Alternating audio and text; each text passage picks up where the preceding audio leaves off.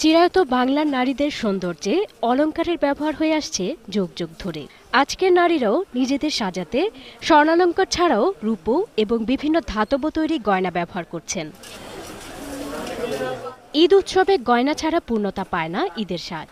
পোশাকের সঙ্গে মিল রেখে এখন চলছে গয়না কেনার পালা। আড়ং, কেজেট সহ ফ্যাশন হাউসগুলো বাজারে এনেছে বাহারি নকশার গয়না। পিতল, ব্রোঞ্জ, অক্সিডাইজ পার্ল ও রূপোর তৈরি আধুনিক অলংকার সহজেই নজর কাটছে ক্রেতাদের।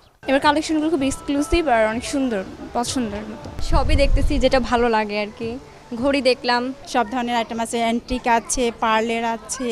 শপিং মলগুলোতে আছে ইমিটেশন জুয়েলারির বিশাল কালেকশন।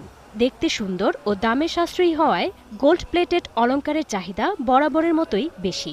স্বাদ ও সাধ্যের হিসেব করে অনেকেই কিনছেন হীরা ও স্বর্ণের অলংকার। কানের কেনার ইচ্ছা আছে, হাতের আংটি টুকটাক এই ছোটখাটোর মধ্যে আর কি। বেচাকেনা ভালো চলছে বলে জানালেন বিক্রেতারা। প্রথম দিকে সবাই ড্রেস, জুতা বা ব্যাগ এই ধরনের জিনিসগুলো কিনে থাকে এবং লাস্টের দিকে সেগুলোর সঙ্গে ম্যাচিং করে নরমালি গয়নাগুলো কিনে থাকে। আশা করতেছি আগামী সপ্তাহ থেকে একটু ভালো হবে।